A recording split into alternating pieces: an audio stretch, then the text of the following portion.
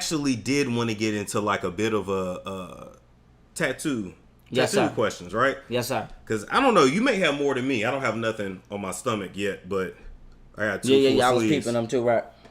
So let me ask you. Okay, so the one on your hand. Yes, sir. What is that? What's this here? Okay, so this is boom, boom. Yeah, y'all got a good view. So this is called the Fibonacci circle. Now I know that it doesn't look too perfect in its parameter because it's on my hand, but yeah, this is called the Fibonacci circle, or the flower of life. And this is I don't know if y'all can see it. It's the colors of the chakras, and there are different ways of reading this.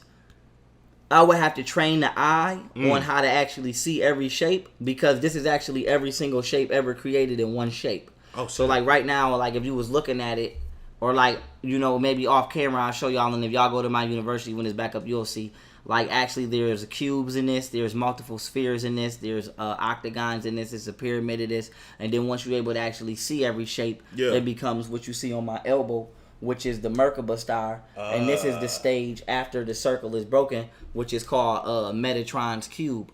And so I say that to say this is the proportion of creation. So everything in the universe is created at a mathematical proportion of 0.168, which is a right angle triangle hypotenuse.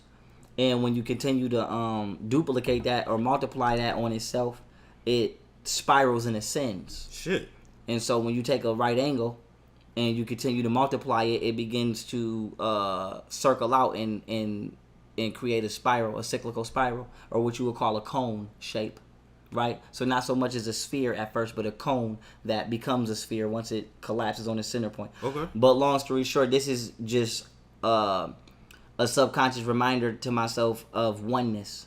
And the way that this works is, if you go from, let's say, your nail to your first knuckle, that's 1.618. But then from your first knuckle to your second knuckle is another 1.618. Right. And then from the peak of your nail to your base knuckle is another 1.618. Then to your wrist, 1.618. Then from your wrist to your elbow, 1.618. And if you was to take them flashcards and shred them and throw them, even though they was in different pieces, they would always come out 1.618. And no matter what you do in life or what you create in life, its source origin is 0.168.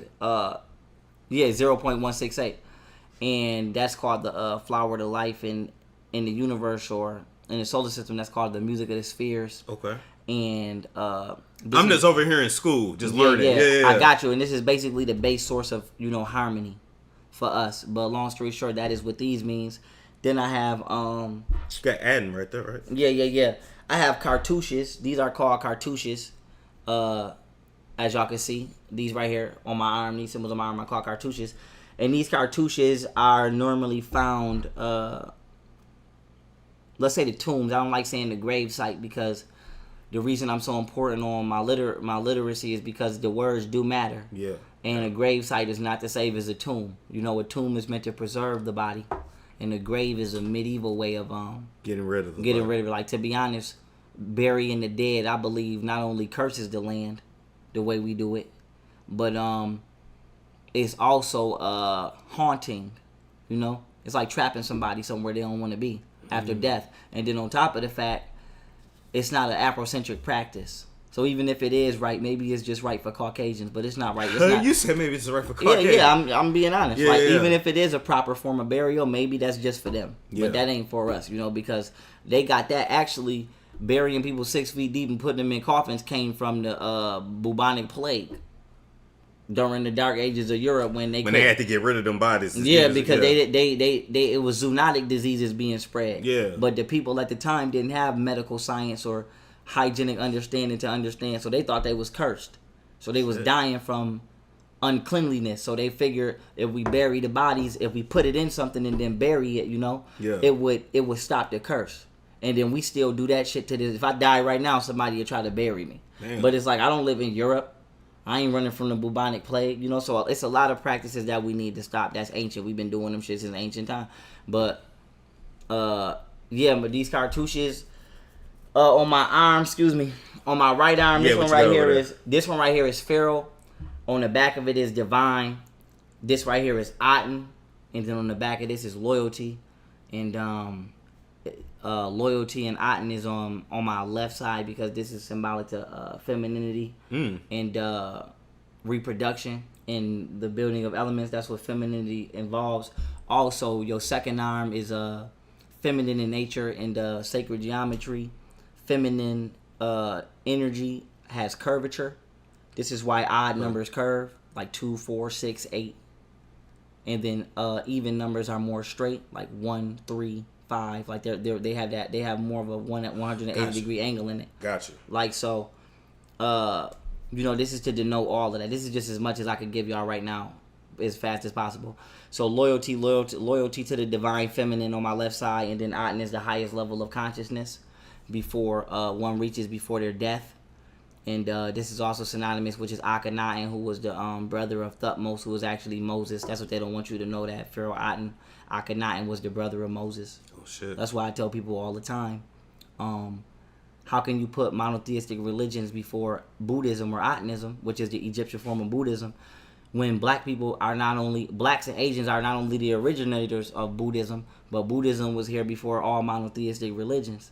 And it intersects through Egypt through Shintoism. So it's like whether you a Jew and you subscribe to the Torah, which is Moses, or you are a Christian who subscribes to Jesus, which still comes through Moses, or is connected to the teachings of Moses, or you are a Muslim who subscribes to Muhammad, who's still connected to Moses through Ishmael, so they say, you still got to respect the fact that Moses came after Atenism and Shintoism. Yeah. So no matter what you say, out of the monotheistic religions about the sun, Atenism was the original. And this is why they try to downplay Pharaoh Akhenaten and say he was the weakest pharaoh, because they don't want his teachings to be known for being stolen. Because at the end of the day, these monotheistic Freemasonic religions are still all about the sun. The Quran, Ra, the sun. Holy Bible, holy means what? The sun. The Torah, going to the sun. So, you know what I'm saying? The 12 tribes of Israel. Oh, Torah, gotcha. Yeah, going to Ra, Damn. That's why they say Moses spoke to God on Mount Sinai. Mount Sinai means heat. Oh, the sun. So he spoke to God on Mount Sinai. And God is the sun. Heat, So he might have went up there and meditated or channeled or whatever. But the point is, Atenism that's what that's about, and that's what you see on my arm right here, Aten, and this is what this is called, gotcha. The sun. You know what I'm saying? What about over here? This is the moon, and that's Anubis, for being, and I'll explain that deity when I get there.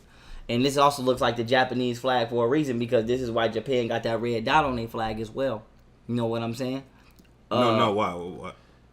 Oh, because it traces back to the sun through Shintoism. It's a storm show. It's a storm show.